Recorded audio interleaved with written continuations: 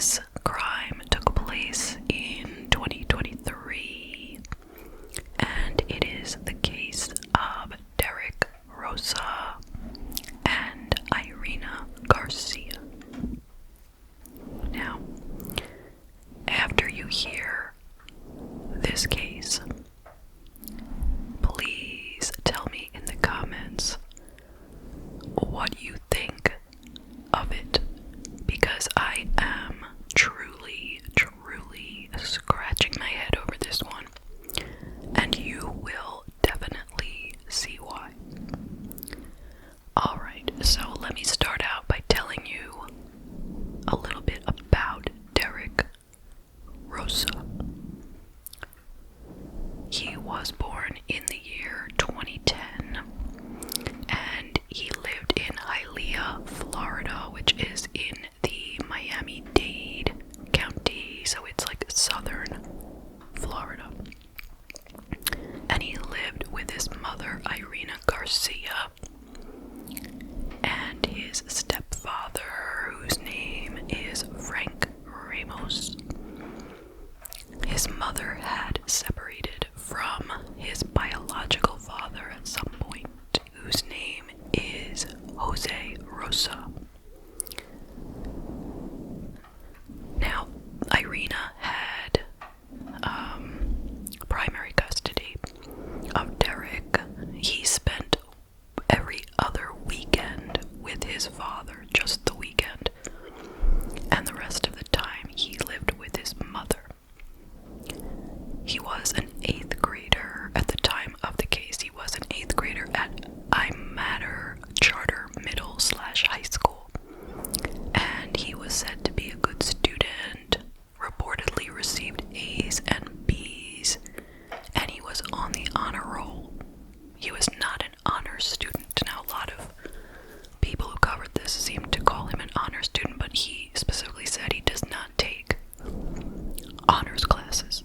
Okay, so he was just on the honor roll, which just means you got whatever they required, whatever the grade that was required at that school to be on the honor roll for a given semester or quarter. Okay, now he was not a problem at school, no behavior problems, no known mental health issues, and his neighbors all said he was pretty quiet, he was a good boy, and he got along well with his parents, they said. Now, on October 12th of 2023, he had recently turned 13, and his mother, Irina, she was 39 at the time. She had just given birth to a baby girl that was Derek's half-sister, and the baby was 14 days old. And Frank, the stepfather, was out of town because his work took him out of town. He is a truck driver. Now that day, at around 8:30, a doorbell camera captured Derek going inside his apartment, where you can see his mother sitting on the couch, and she seems to be nursing the baby, and she speaks to him in Spanish. He speaks Spanish and perfect English as well, but she speaks to him in Spanish, and she tells him to stop running, and he says, "Why do you always tell me not to run?" Something like that, just a very basic, kind of meaningless little conversation. I'm guessing from what they were talking about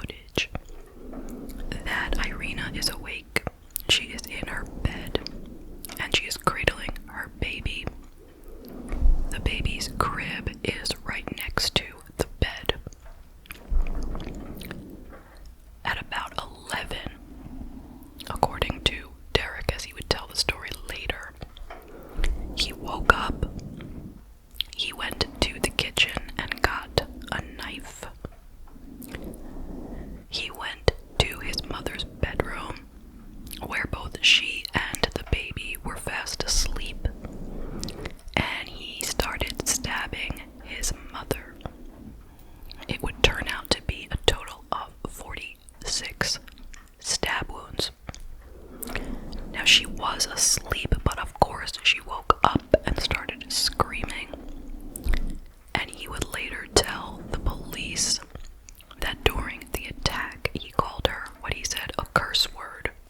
And they asked him what the word was, and apparently it was a Spanish gay slur word that he said to her, but I don't believe that it has to mean gay. It's just like a bad word to call somebody, you know? So anyway, after he finished stabbing his mother to death, and it seems the baby didn't wake up at all, the baby was unharmed. So after that, he took a few pictures of his deceased mother, and he took a picture of himself with his tongue slightly out and his hand like this, which means hang loose. It's like a surfer thing, I think. And he sent those photos to his online friend. It's a friend he has never met. He doesn't know the friend's name. He calls him Sweden with 2 E's, Sweden. And he later explained that Sweden lives far away, but in this country, in the United States of America. So he texted those photos to Sweden, and he spoke to him. He told him what he had done. And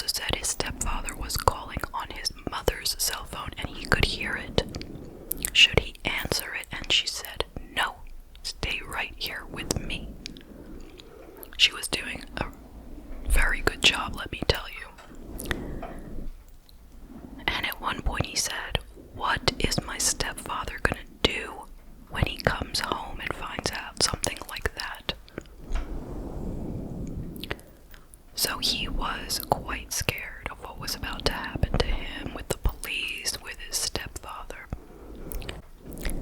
During this phone call, he never gave a motive for having killed his mother. And finally the police showed up and they were able to arrest him without any complications and take him down to the station for questioning. Now when they got to the house, sadly they found Irina dead. She was laying on the floor in between the crib and her bed in her own blood. And it turns out that the baby monitor captured the entire crime. It was later found that she had, as I said before, 46 stab wounds, and they were all over her body, with the exception of behind her knees. And the tip of the knife was missing, but I don't know if they found the other end. Was the knife already like that, or did he damage the knife during the stabbing? Now, a little bit about Irina. I don't have much, unfortunately. She was a Cuban woman, 39 years old, and according to a neighbor, she was, quote, beautiful both inside and out. She was always so warm and kind, end quote. And sadly, now her brand new baby girl will have to grow up without a mother. It is absolutely heartbreaking. So, anyway, the police took Derek down to the station. Now he was interrogated alone, even though he is 13.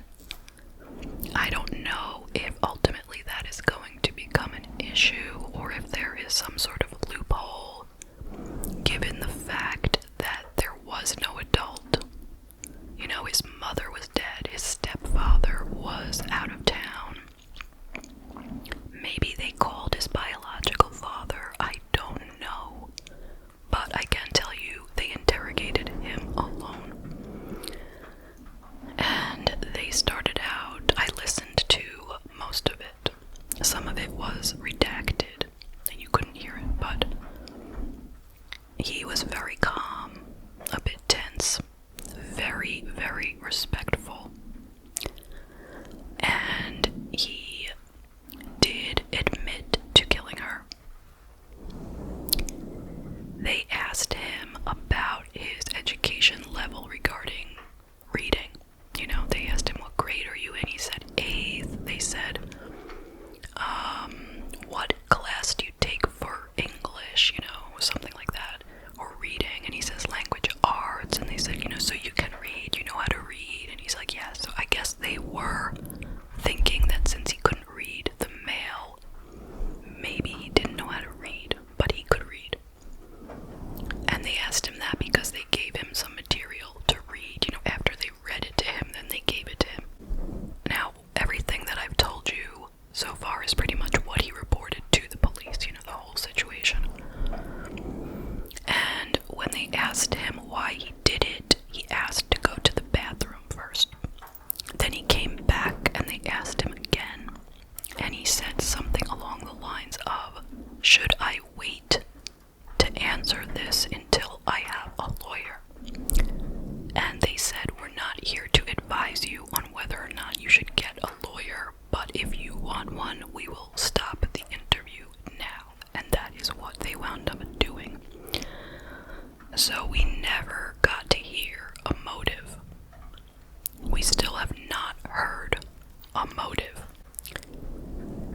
Now, it was later found that he had made several disturbing searches on Google the evening of the crime, like before the crime. And those searches were the carotid artery image diagram.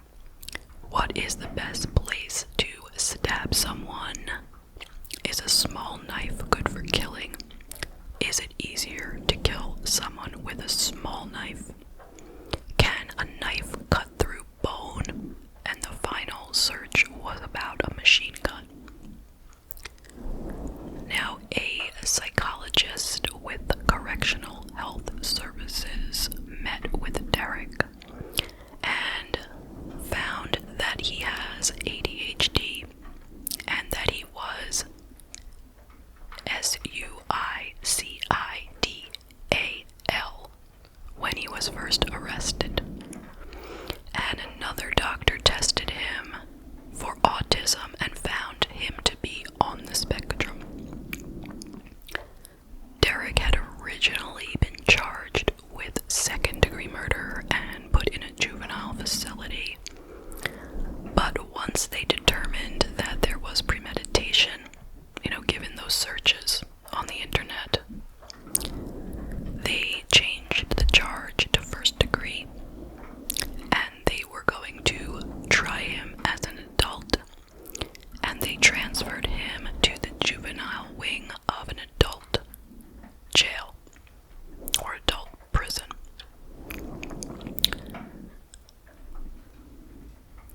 His attorneys pled not guilty on his behalf, and he is being represented by Jose Baez, who is a famous attorney who represented clients including Casey Anthony, Aaron Hernandez, and Harvey Weinstein. Now, Baez took this case pro bono, but a fund has been set up to help pay for the other legal costs that will be involved in defending Derek Rosa. Other than the fees that would go to Baez, he's not taking any fees. Now, family members, specifically Derek's biological father, Jose Rosa, and his maternal grandmother, are advocating on his behalf, saying that they disagree with the decision to charge him as an adult and put him in an adult prison. One family member stated, quote, "He is not an adult at all. He is a child who still plays. Derek is a good boy, affectionate, loving. This is not like Derek. No one knows Derek like we know him, and this is not Derek, so you know," end quote. And his father, Jose Rosa, asked for him to get a second chance. He said, quote, "I guess what we're asking for is another opportunity, a second chance to help him grow and become mature as a grown man, to put this behind him," end quote. His family and the legal team feel very strongly about moving him back to a juvenile facility while he awaits trial. They feel like his needs are not being met in the adult prison. On December 14th, 2023, there was a hearing to determine if he would be moved back to the juvenile facility. According to a worker at the prison that he was in the adult prison, they said that Derek is the youngest out of the 34 juveniles that are housed there. He is 13 and they are all 16 and 17. So this worker said, quote, "I have no complaints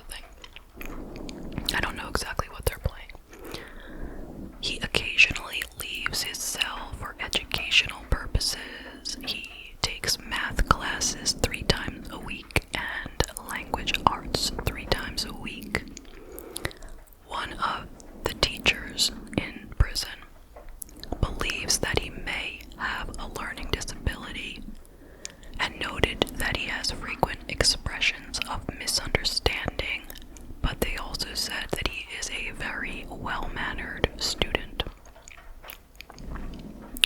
A forensic psychologist who met with him testified about Derek's suicidal ideations and his autism spectrum disorder, stating that those are significant risk factors, and it is suggested that the social interaction that he would get in a juvenile facility would be beneficial to him. But ultimately, the judge denied having him transferred out of the adult facility, and that is where he still is to this day. Now, this case has received an extreme amount of support from strangers all over the globe. People are advocating for Derek Rosa.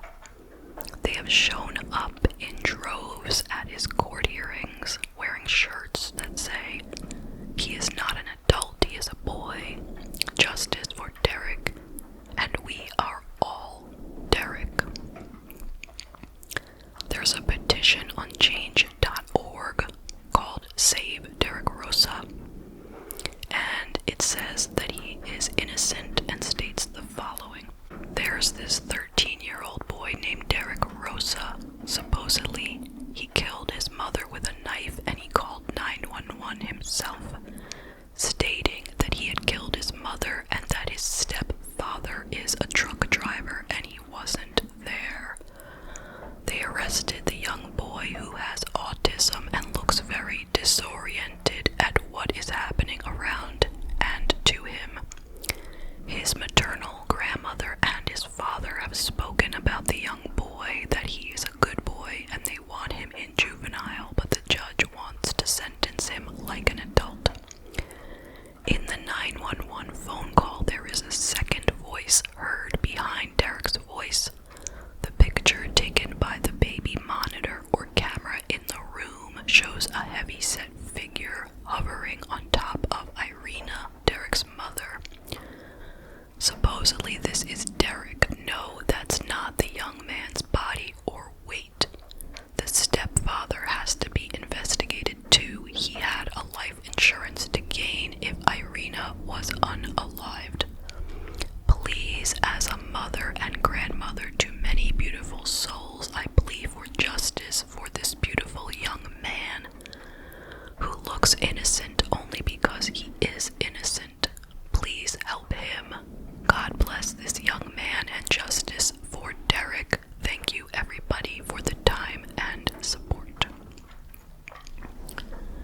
And there's also a petition on change.org called Demand Maximum Penalty for the Murder of Irina Garcia.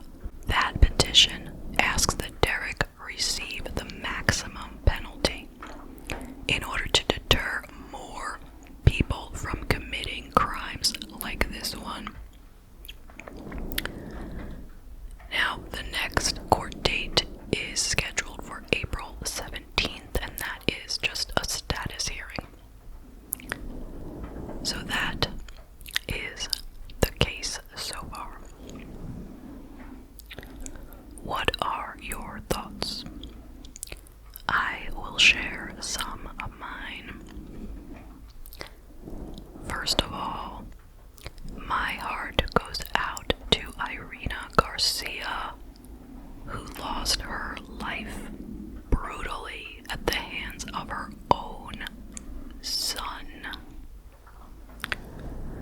And my heart goes out to her little baby, who will never have known her mother and will grow up without this mother, and she will know that it was her own half-brother who took the life of her mother while she herself was laying there asleep the whole time. So horrible. And of course, I feel very much for Irina's widower, Frank Ramos, and her entire family and friends. Now, as I said in the beginning, I am extremely baffled by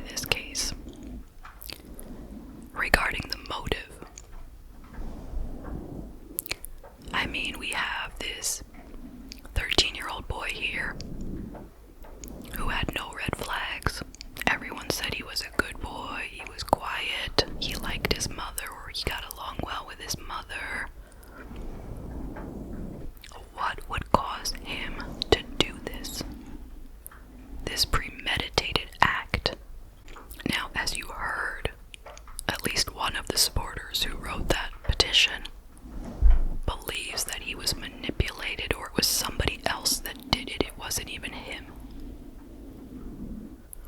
Saying they heard another voice. I think that voice was the TV, because I heard it in the 911 call. You hear something in the background at a certain point, but I would say it's the TV. Why would it be his stepfather? His stepfather called him while he was on the phone with 911. And he was concerned that his stepfather would be angry with him when he finds out what he did. So, I don't see that as making any sense. It seems crystal clear that he is the one who did it, and he did it alone. Okay? That's my opinion. Of course, he is innocent until proven guilty. So why would he do this? Could it have something to do with the fact that his mother just gave birth to a new baby, and for the previous 13 years he was an only child? And now the dynamic has changed quite a bit. I mean, that could be a piece of it, but that can't be all of it. You know, there has to be something else. And does it have to do with the friend Sweden? Did maybe he talk about how much he dislikes his mother or something to Sweden? And maybe Sweden said, oh, you should kill her. Or maybe Sweden didn't say that. You know, maybe he said, I want to kill her to Sweden, and Sweden said, no, you never would. And he said, yeah, I would. And then he went ahead and did it and sent him the proof. I mean, I'm just pulling this out of the air. I would think that the police have already gotten a hold of Sweden in order to interview him and have looked through their conversations. You know, if they had texted conversations or written them during games, I don't know. But I'm sure that that will come out in the trial. But how does a kid who is supposedly so good and has no behavior problems, no emotional problems, how does he just go ahead and just murder his mother in cold blood like that with a little baby asleep right there? How? And he had intended on taking his life also. So, it's not as if he was just angry with his mother, or he was so angry that it was like he needed to get rid of her, and then he needed to get rid of himself as well. I don't know, it's just so bizarre, so terrible. Did he just have a dark side that nobody knew about? You know, is that possible? Clearly he was not psychotic at all. Okay, so I'll just say that right away.